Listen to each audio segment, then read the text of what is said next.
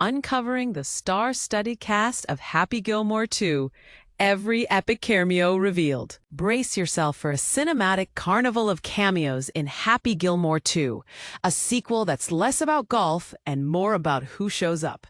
Netflix's July 25th release is packed with A-listers, athletes, and icons.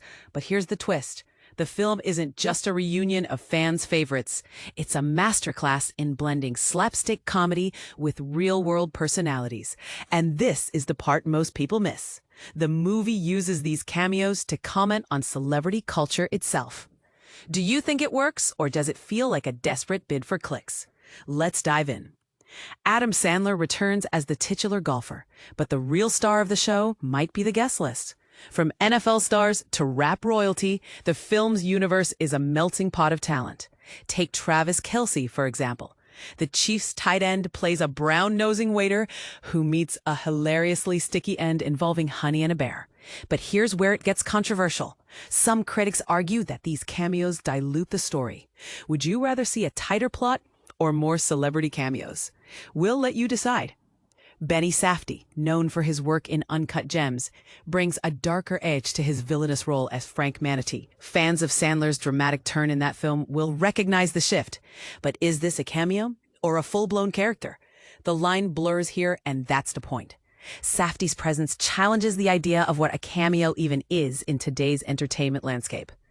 Bad Bunny steps into the spotlight as Oscar Mejia's, Hackey's clueless but lovable caddy. His charm is undeniable, but the film throws in a curveball. Oscar's backstory is subtly tied to a flashback from the first movie. Did you catch it? The writers love hiding Easter eggs for eagle-eyed viewers. And this is the part most people miss. Oscar's naivety contrasts with the seasoned pros like John Daly, who plays a neighbor-turned-uncle figure. Daly's screen time is a nod to his real-world golf legend status. But does it feel forced? We'd love to hear your take. The film's humor also leans into pop culture. Ken Jennings makes a cameo as himself on Jeopardy, with the host revealing Happy's name to stumped contestants. It's a clever meta-joke, but is it enough to keep the comedy fresh? Meanwhile, Eminem steps into the role of Donald Jr., the son of the original's infamous heckler. His performance is a throwback to his funny people days with Sandler, but does his presence feel like a cash grab? Share your thoughts in the comments. Then there's the unexpected. Scott Mescudi, Kid Cudi, and Sarah Sarandos, Netflix CEO's daughter, play FBI agents raiding a fake Alcoholics Anonymous front. This duo is so far off the radar, even the most dedicated Happy Gilmore fans might have missed it. But here's the kicker. The scene plays satirizes the absurdity of real-world cameos. Is it a bold move, or does it undermine the film's credibility? We're curious to know. The Sandler and Stiller families also make waves. Sonny and Sadie Sandler portray Happy's daughter and her dance instructor, while Jackie Sandler and his in-laws pop up briefly. Ben Stiller's kids, Ella and Quinn, play minor roles too. But the real surprise?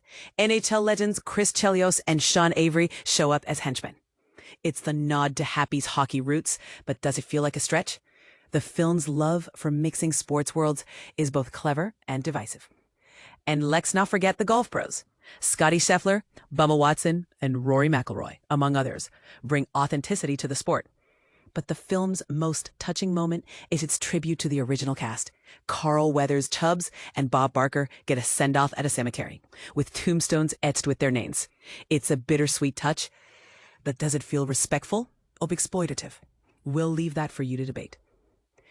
In the end, Happy Gilmore 2 is a love letter to celebrity cameos and a critique of them all at once. It's packed with moments that'll make you laugh, cringe, and maybe even rethink what makes a movie memorable.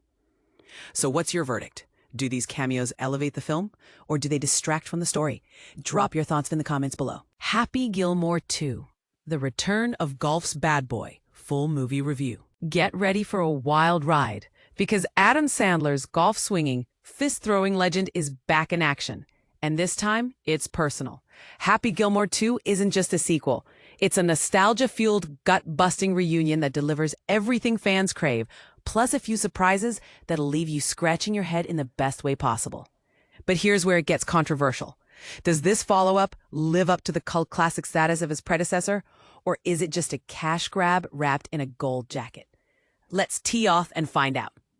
Remember when Happy Gilmore traded hockey skates for golf clubs and turned the PGA into a mosh pit of chaos? Well, he's back, and this time he's got a family, a legacy, and a whole lot of baggage. Sandler's iconic character returns with all the swagger, but life hasn't exactly been a hole-in-one.